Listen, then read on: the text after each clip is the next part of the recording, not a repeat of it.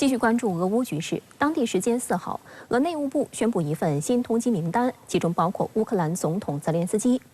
外界注意到，这并不是俄方在冲突爆发后首次发布类似名单，有何用意？另一方面，在美国会放行对乌600亿美元援助计划之际，俄军正在加大对乌能源基础设施的打击。据俄新社4号消息，俄内务部宣布通缉乌克兰总统泽连斯基、前总统波罗申科、陆军司令帕夫柳克等多名乌克兰现任或前任高级官员。俄罗斯联邦委员会国际事务委员会主席格里戈里·卡拉辛称，由于波罗申科和泽连斯基没有停止对俄罗斯的进攻，和平解决冲突的承诺也没有兑现，因此俄罗斯有理由对这些乌克兰政客提起刑事诉讼。俄罗斯政治分析人士安德烈·佩拉认为，这表明俄方不再将泽连斯基视为乌克兰的合法领导人。乌克兰外交部最新回应称，此举毫无价值，只是表明俄罗斯政府和宣传部门陷入绝望，他们不知道还能发表什么来吸引关注。乌前总统波罗申科也发表声明，称上榜俄罗斯通缉证明了他对乌克兰的热爱。他还形容自己像是获得了军事表彰一般的高度赞赏。事实上，这已不是俄罗斯政府首次将乌克兰政客列入通缉名单。去年5月，俄内务部宣布通缉时任乌克兰武装部队总司令扎卢日内。今年4月又宣布将乌克兰议员阿列克谢·贡恰连科、弗拉基米尔·帕拉修克以及乌克兰前第一副总理维塔利·亚列马列入通缉名单。从这个通缉的这个时间点和他的所通缉的人物来看，他更具有这样的象征和政治双重的意义。从俄方的这个法律效益上面来看，他的这个域外的刑事的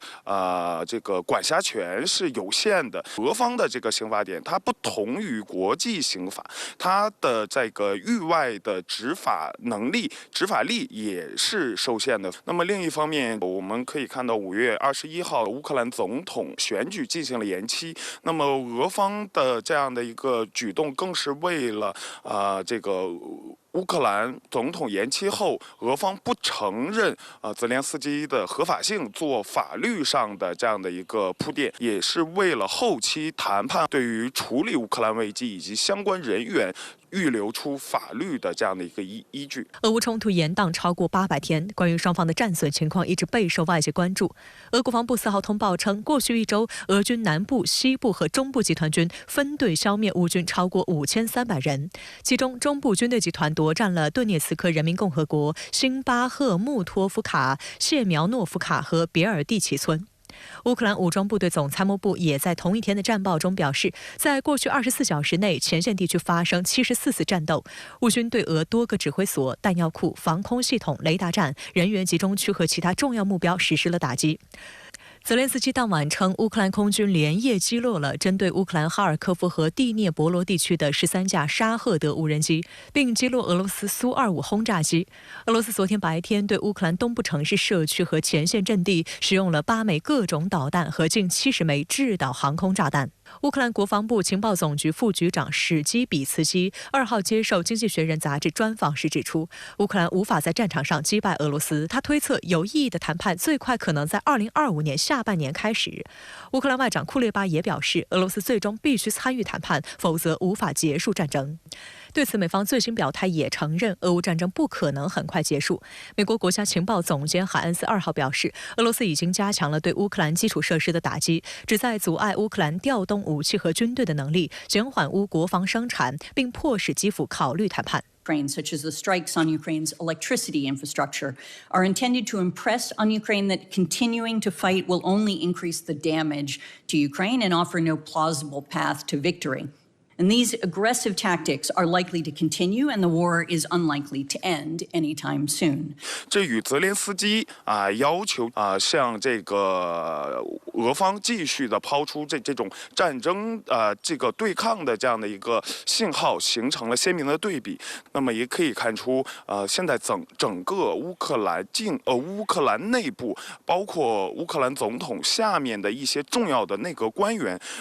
与泽连斯基的主战的立场也是有了不少的分歧。泽连斯基的这样的一个做法，更多的是为了能够维持他当前总统的地位，而其他重要的内阁官员更多的是契合当前乌克兰在俄乌战场的实际的效果，以及能够为乌克兰减少所牺牲的士兵，以及减少所不必要的这样的其他方面的这样的一个支出。相关话题来连线特约评论员吴卫，吴先生您好。针对俄罗斯内务部将泽连斯基、波罗申科等人列入通缉名单一事，乌克兰方面回应表示毫无价值。那您怎么看待俄乌这一轮外交层面上的隔空交锋呢？是的，程倩，我个人认为，国内部分媒体对乌克兰的回应翻译得不够准确，结合当前语境，更契合 worthless 的翻译方式应该是徒劳。乌克兰的回应很强硬，说俄罗斯此举是所谓莫斯科绝望的表现。当然了，战场上正在厮杀的两个国家之间，言语有所出格是可以理解的。更值得我关注的地方在于，俄罗斯方面这套动作背后的逻辑是什么？释放了什么信号呢？我观察了一下俄媒的表述，俄罗斯内务部是根据刑法典将乌克兰现任总统泽连斯基与前任总统波罗申科列入通缉名单的。此外，还有一系列前任与现任基辅政权官员，涵盖安全、财政、内政等部门。目前还有悬念没有揭晓，那就是俄罗斯方面是援引刑法典哪些具体条文，进而做出通缉决定的呢？这个前提直接决定了事情的性质。这一系列悬念仍然有待莫斯科方面揭晓，但有一点基本明朗，那就是俄罗斯方面不再将泽连斯基与波罗申科视为可供进行政治谈判的合法对象。这或许能够引申出莫斯科方面正在降低通过政治谈判解决乌克兰问题的预期。正如我此前在节目中谈到的，通过3年博弈，俄罗斯越发清晰地意识到基辅政权已经基本丧失了坐上谈判桌的能力。这恐怕并不是因为乌克兰方面不想谈，而是站在基辅身后手握援乌资金资源的美国与欧洲各国不让谈。另一方面，俄军似乎在战场上正在占据某种主动权。随着最新一轮援乌法案在美国通过，乌克兰的战场局势会迎来某种变动吗？那么，吴先生也想请教您如何展望2024下半年的俄乌冲突态势发展呢？客观来讲，俄军确实在眼下的乌克兰战场上掌握了一定的主动权，这是去年以来一系列军事互动连锁反应之后的结果。源头可以追溯到去年6月，在北约所谓教官团横加指导下，乌军发起的扎波罗热大反攻。这场旨在将俄军防线拦腰斩断，进而切割克里米亚半岛与俄罗斯本土陆路联系的军事冒险以失败告终。扎波罗热大反攻受挫带来的直接后果是乌克兰丧失了在更多战役方向上的机动力量与反冲击力量，导致多条战线告急。阿夫迪耶夫卡、索莱达尔先后失守了。军事冒险就是这样，它的潜在收益固然很具有诱惑力，可一旦失败，就得老老实实承担后果。很遗憾，北约教官们在匆忙间发起的扎波罗热大反攻，葬送了这些有生力量。这充分说明，以美国为首的北约国家仍然存在侥幸心理，一方面希望毕其功于一役，以速胜的方式逼迫俄罗斯战略退却；另一方面也非常鸡贼的希望通过仅仅有限的几次对乌援助，最大化消耗俄军有生力量。北约这种不负责任、近乎拿乌克兰军民生命赌博的指导棋，直接引发了乌克兰的军政系统矛盾的公开化，其直接结果就是泽连斯基不得不下令换帅。那么眼下的俄乌战场是一个什么态势呢？如果以所谓回合制的视角去看，基本可以判定当前处于俄军攻势、乌军守势的回合阶段。俄军的进攻矛头主要基于巴赫穆特与阿夫迪耶夫卡2大节点，向外围城镇发展。我判断其主要目标是为顿涅茨克争取更大的战役缓冲。乌军由于严重缺乏弹药以及士气相对低落，目前正处在一个逐步后撤的进程中。但在这几个月的攻守转换过程里俄军付出的代价也在上升，尤其是坦克、装甲车辆等技术装备的大量损失。毕竟，在俄乌战场目前的态势下，谁进攻谁损失就大，已经成为某种定理了。2024的下半年，俄乌战场存在2个重大变数：一是美西方的对乌援助什么时候能够到位呢？这个到位是指援乌的决策从政治意志变成法案，由法案变成资金，由资金变成物资，再输送到乌克兰境内最终分发至前线的各单位。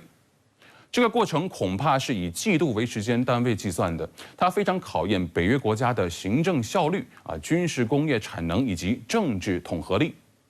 在新一批援乌资金与物资到位之前，存在一个空档期。这就牵引出了第二个变数，那就是俄军将会如何利用这个窗口期去塑造对他有利的战场态势呢？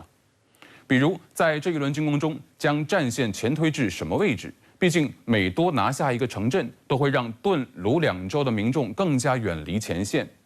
此外，俄军是否正在酝酿第二次哈尔科夫攻坚战，也是非常值得关注的一个焦点。虽然我认为以俄军目前的兵力部署与后勤补给不太可能增加新的进攻矛头，但是从哈尔科夫一线发起攻势，对乌军总体防线的左后侧造成直接威胁，是有可能造成乌军总溃退的。这个目标的诱惑力太大了，但我必须承认，它同样也是一种军事冒险，俄军恐怕不会轻易尝试。